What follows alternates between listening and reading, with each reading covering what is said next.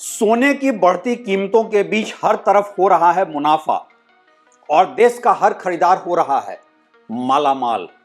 लेकिन कहीं यह बढ़ती कीमत भारत सरकार के लिए एक बड़ी मुसीबत का सबब तो नहीं बन गई है? हां, दुनिया भर के सेंट्रल बैंक्स की ही तरह देश का रिजर्व बैंक ऑफ इंडिया भी कर रहा है रिकॉर्ड सोने की खरीदारी। लेकिन भारत सरकार के ऊपर है एक बड़ी सोने की देनदारी भी। और देनदारी कोई छोटी मोटी देनदारी नहीं है, यह है देनदारी कोई 1.5 ट्रिलियन रुपयों की या 1.5 लाख करोड़ रुपयों की। भारत सरकार को इतना सोने का कर्ज कहीं और नहीं बल्कि अदा करना है देश के आम नागरिकों को। अब इसके पहले कि आप मेरे हेडलाइंस पर चौंक जाएं और सोचें कि यह कोई मीडिया का क्लिकबेट स्ट्रेटजी है, तो मैं आपको बता दूं कि ऐसा नहीं है।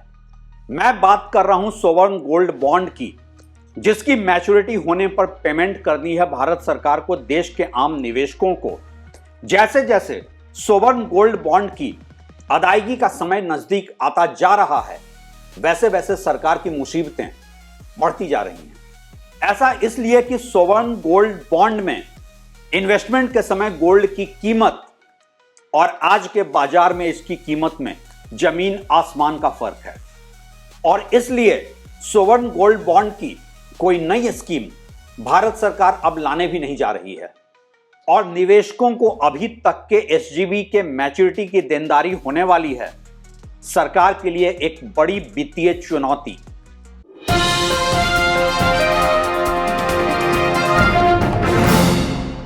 नमस्कार, आप देख रहे हैं ट्रैक टू रियलिटी और मेरा नाम है Ravi Sinha. Sovereign gold bond scheme देश में पहली बार नवंबर 2015 में इंट्रोड्यूस किया गया था, जो reserve bank of India manage करता है। इस स्कीम को लॉन्च किया था प्रधानमंत्री नरेंद्र मोदी ने और बड़े ही जोरों शोरों से इसका प्रचार प्रसार किया गया था कि यह देश में सोने के इन्वेस्टमेंट का एक पैराडाइम शिफ्ट है। यह फिजिकल गोल्ड का एक ऑल्टरनेटिव था, जिससे कि आम देशवासी गोल्ड में निवेश के तौर पर खरीद सकते थे, बिना खुद सोने के सिक्के या ज्वेलरी खरीदे और बिना कोई मेकिंग चार्ज दिए हुए। और फिर यह लाभ भी कि इसकी कमाई थी capital gain tax free maturity पर। इससे देश में अनावश्यक गोल्ड इंपोर्ट के बोझ को भी कम किए जाने का विजन बताया गया था और आम भारतीयों ने इस स्कीम में खूब इन्वेस्ट भी किया। लॉन्च से लेकर मार्च 2025 तक सोवरेन गोल्ड बॉन्ड के 67 ट्रांचेस लॉन्च किए गए थे और यहीं से कहानी बदलती चली गई। अंत होने लगा उस यूफोरिया का जो इकोनॉमिक फंडामेंटल पे नहीं टिका था। मार्च 2025 के बाद सरकार ने कोई नया एसजीबी लॉन्च नहीं किया, क्योंकि सरकार के ऊपर इसकी फाइनेंशियल कॉस्ट बहुत ज्यादा आने लगी थी। सोने की बढ़ती अंतर्राष्ट्रीय मांग और ऐतिहासिक कीमतों में तेजी ने सरकार और रिजर्व बैंक को सतर्क करना शुरू कर दिया, इसकी एक बहुत बड़ी देनदारी को लेकर। वैसे भारत सरकार अभी तक इस एसजीबी की लायबिलिटी से इसलिए बची रही है कि सोने की रिकॉर्ड प्राइस रैली साल में 50% से भी ज्यादा ही इस साल, इसके बाद भी सोवरेन गोल्ड बॉन्ड में प्री मैच्योर रिडीम्शन नहीं ही हुई है। लेकिन इसका दूसरा पहलू यह भी है कि सरकार की देनदारी लगातार बढ़ते बढ़ते 1.5 लाख करोड़ तक पहुंच चुकी है और यह लायबिलिटी सोने की लगातार बढ़ती कीमत की वजह से और भी बढ़ने के ही चांसेस हैं। जब सोवरेन गोल्ड बॉन्ड 2015 में लॉन्च हुआ था, तो उस वक्त सोने की कीमत थी लगभग 26,000 रुपए प्रति 10 ग्राम, जो आज बढ़कर 1,30,000 रुपए को पार कर चुकी है। इस स्कीम के तहत सरकार इनिशियल डिपॉजिट या खरीद के अमाउंट का 2.5% साल में 2 बार इन्वेस्टर्स को देती है और मैच्योरिटी होने पर सोने का जो मार्केट रेट है उसके अनुसार पैसा रिडीम किया जाता है। यह स्कीम 8 साल में मैच्योर्ड होती है, लेकिन 5 साल के बाद अर्ली एग्जिट का प्रावधान भी है। लेकिन सोने की ऐसी बढ़ती कीमतों के बीच कौन करेगा समय से पहले पैसा रिडीम, खासकर तब जब स्टॉक मार्केट और अन्य निवेश में कोई रिटर्न मिल ही नहीं रहा है।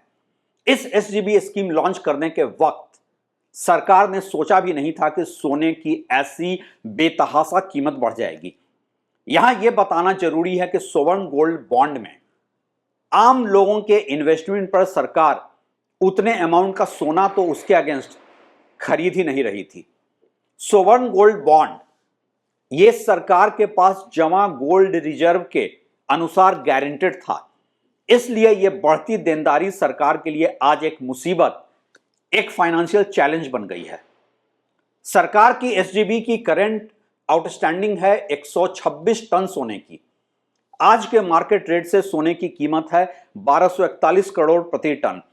अभी एसजीबी के 58 ट्रेंचेज जिसकी मैच्योरिटी पूरी नहीं हुई है, उसकी एवरेज इशू प्राइस है 4,227 रुपए प्रति ग्राम। अब 2.5% इस पर प्रति वर्ष का इंटरेस्ट मिलाकर रिडेम्पशन पर सरकार की लायबिलिटी 3 गुना से भी ज्यादा हो जाती है।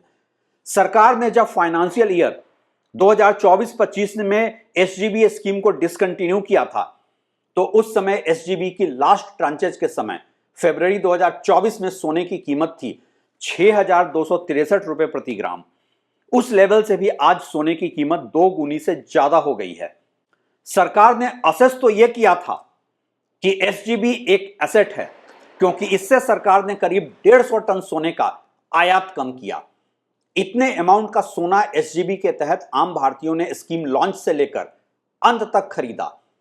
इससे सोने के इंपोर्ट में कमी आई और रुपए के एक्सचेंज रेट पर असर भी पड़ा। हालांकि यह काफी नहीं ही था। रुपए की लगातार गिरती कीमत के बीच यह बस एक छोटा सा सहारा था सरकार के लिए।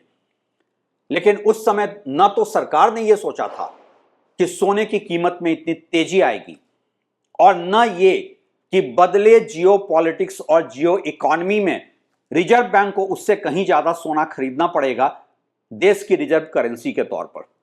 आज सोवर्ण गोल्ड बॉन्ड के तहत सरकार की जो देनदारी है देश के आम इन्वेस्टर्स को, वो है 1.5 लाख करोड़ की, और ये रिडीम्पशन के समय तक अगर बढ़कर 2 लाख करोड़ या 2.5 लाख करोड़ भी पहुंच जाए तो कोई आश्चर्य नहीं होगा। और इससे सरकार पर बढ़ते फाइनेंशियल बोझ से सरकार की बोरोइंग बढ़ सकती है, और सरकार पर बढ़ते कर्ज का मतलब है कि देश में महंगाई की दर और तेजी से बढ़ेगी। यह एक ऐसा चैलेंज है जो आज सरकार के लिए मुसीबत का सबब बन गया है। आखिर इस फाइनेंशियल लायबिलिटी को सरकार ने हेज तो किया ही नहीं था। एसजीबी के इन्वेस्टमेंट के बराबर कोई सोना तो उसके अगेंस्ट खरीदा नहीं था, और अब सरकार को वो पैसा वापस करना होगा देश के आम निवेशकों को, और वो भी टैक्स फ्री पैसा। सोवर्ण गोल्ड बॉन्ड में सरकार की इतनी बड़ी देनदारी शायद सबक भी है आने वाले सालों में सरकारों के लिए कि देश की इकोनॉमिक पॉलिसी को ज्यादा ही कॉम्प्रिहेंसिव होने की जरूरत है। फ्यूचर अनसर्टेनिटी को अपने पॉलिसीज में फैक्टर इन करने की जरूरत है, और बिना किसी अंडरलाइंग असेट के उसके अगेंस्ट बॉन्ड जारी करने से बचने की जरूरत है। जो सोवर्ण गोल्ड बॉन्ड स्कीम सोने के आयात को कम करके सरकार के करंट अकाउंट डेफिसिट को कम करने के लिए लाई गई थी, वही आज सरकार के फाइनेंस के लिए एक बहुत बड़ी चुनौती बन गई है। सोवर्ण गोल्ड बॉन्ड तो देश के वित्तीय प्रबंधन के लिए तब फायदेमंद होता जबकि सोने की कीमत इन्फ्लेशन के दर से कम 2.5% से कम की दर से होती। वैसे यह किस अर्थशास्त्री ने कैलकुलेट किया था कि सोने की कीमत इन्फ्लेशन के दर से कम 2.5% कम रहेगी और सरकार को इस स्कीम से घाटा नहीं होगा? वो अर्थशास्त्री तो शायद अर्थशास्त्र के नोबेल पुरस्कार भी रिजर्व करते हैं। सोने को हमेशा से ही हेज अगेंस्ट इन्फ्लेशन कहा गया है, और इसकी कीमत हिस्टोरिकली इन्फ्लेशन से तो कम से कम 1-2% ऊपर ही रहती है, और इसलिए ऐसे एसजीबी टाइप स्कीम को कंसेप्चुअलाइज करने वाले को शायद भारत रत्न भी मिल ही जाना चाहिए कि उन्होंने सोचा था कि इंडियंस का गोल्ड के साथ जो एक लव अफेयर है वो उसे ब्रेकअप में बदलकर फाइनेंशियल असेट के साथ हुकअप कर देंगे। आप में से किसी को ये अर्थशास्त्री मिलें तो मेरी तरफ से एक इंटरव्यू का निमंत्रण दे सकते हैं आप।